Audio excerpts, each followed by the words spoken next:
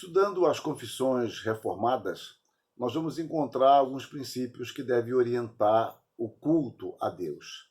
O primeiro princípio que eu destaco é que o culto deve ser prestado somente a Deus. A segunda confissão helvética, escrita no período de 1562 e 1564, no capítulo 5 diz: ensinamos que somente o verdadeiro Deus deve ser adorado e cultuado.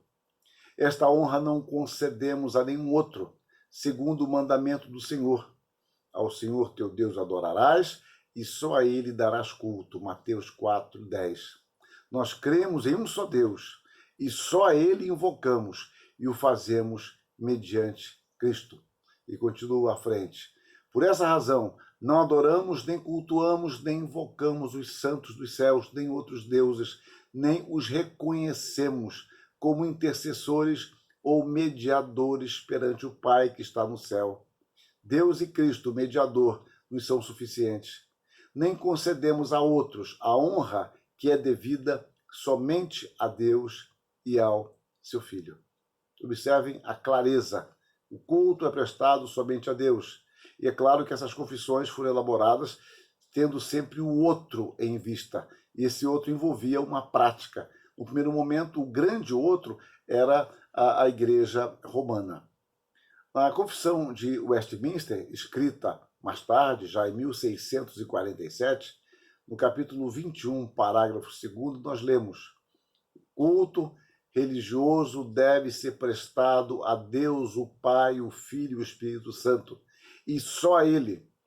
Não deve ser prestado nem aos anjos, nem aos santos, nem a qualquer outra criatura, nem depois da queda deve ser prestado a Deus pela mediação de qualquer outro, senão Cristo. Comentando o primeiro mandamento da lei de Deus, Calvino diz que Deus proíbe ter deuses estranhos. Com isto significa que nós não devemos transferir a outrem o que lhe é exclusivo.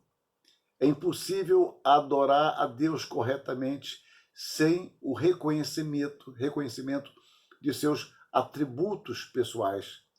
Em outro lugar, acentua: toda verdadeira religião estará arruinada, a menos que Deus seja o único invocado.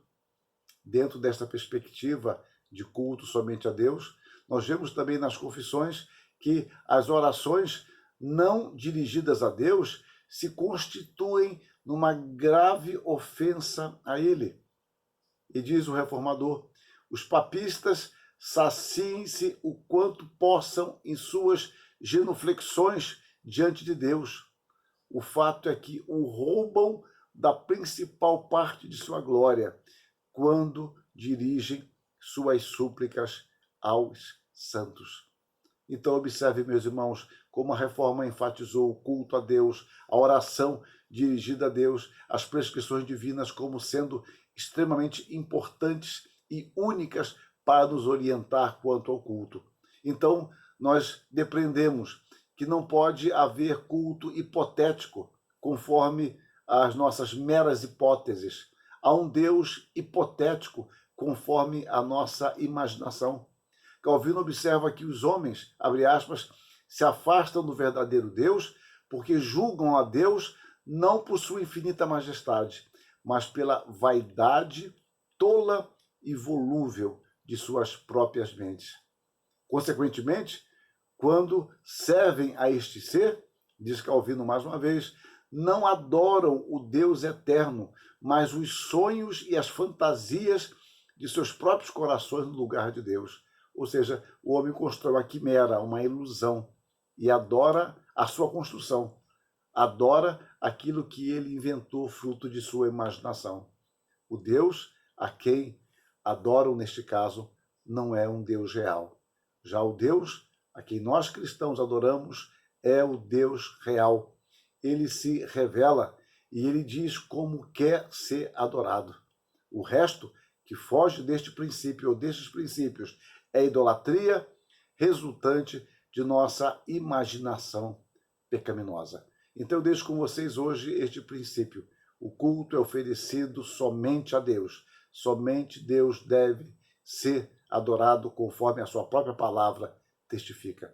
Que Deus nos abençoe e que nós nos submetamos ao Deus da palavra e que tenhamos sempre claro diante de nós que o culto é prestado única e exclusivamente a Deus. Amém.